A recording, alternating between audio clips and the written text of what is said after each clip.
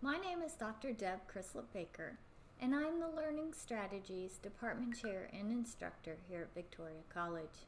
I'm here today to teach you how to create your Works Cited list. We'll get started in my Word document as soon as I return.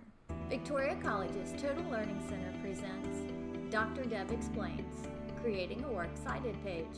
I'm here in a Word document to walk you through how to create a Works Cited page for your paper or research project. A Works Cited page is a list of references or citations used in a paper. The Works Cited page is specific to MLA format, as APA format uses a references page and the formatting of the entries are a bit different. So what goes into a Works Cited page? As you write your paper, you should have used research or scholarly articles, books, or websites to support your thoughts. Each of these ideas, if taken from someone else, whether you quote it or paraphrased it, should appear in your writing with the author and page number, usually next to the idea. These are called in-text citations. Since the author's last name is usually all that appears in these citations, the reader doesn't know where to find the source if he or she wanted to read the research for him or herself. This is where the Works Cited page comes into play.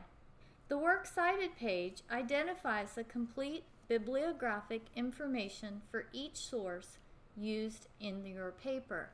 This information includes authors' names, titles, title of the journal, anthology, etc. that the item is found in, the volume and issue number if it's a journal article, the year of publication, pages if it's a journal article, the publishing company, and or the website or URL, and date of access.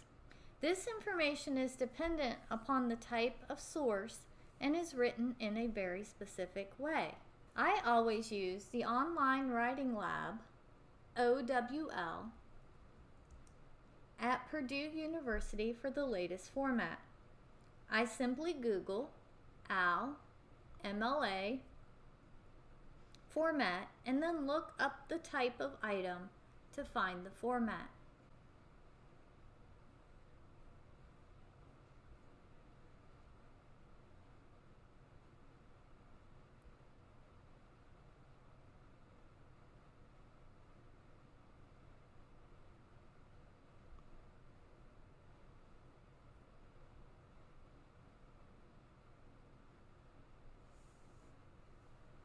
After you finish writing your conclusion, the Works Cited page begins on the next full page. It's best to insert a page break by clicking Insert, End Page Break.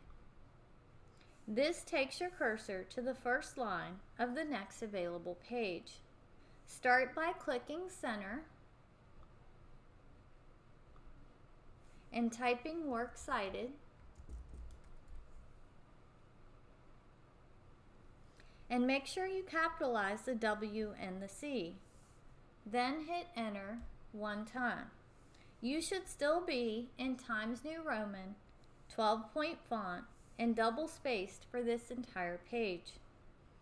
Left align your cursor and begin typing your entry.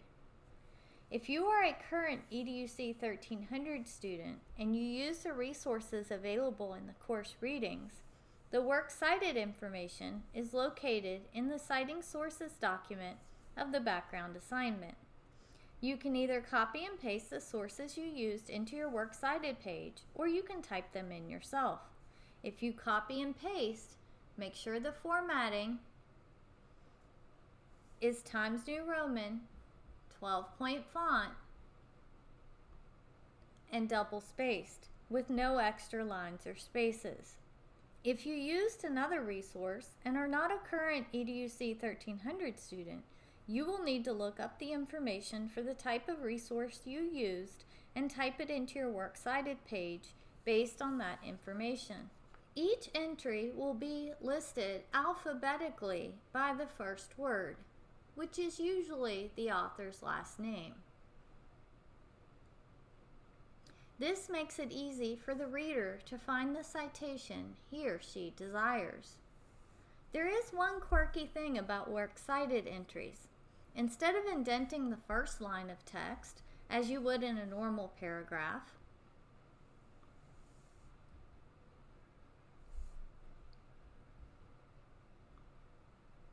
you instead indent every line after the first. This is called a hanging indent, and it pushes the first line out from all of the others, so the first word is clearly visible. To achieve a hanging indent, type your entire entry. Then place your cursor in front of the first word in the second line.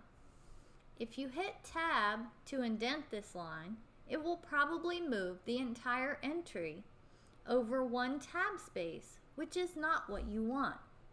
If that happens, just undo, and with your cursor in front of the first word in the second line, hit Enter. Nothing will appear to take place one time, and then hit Tab. This should move the second line over 1/2 inch and keep the first line left aligned. If you have more than 2 lines, you may or may not need to tab each line over. To do so, you should be able to just hit Tab.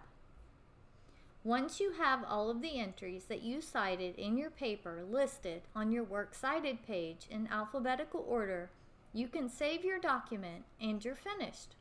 That was pretty easy, wasn't it? If you are watching this video on YouTube, please click subscribe and hit the notification bell so you are notified every time the Total Learning Center uploads a new video. And if you like this video, please give it a thumbs up so I know I did a good job. Until next time, this is Dr. Deb reminding you, you can do this.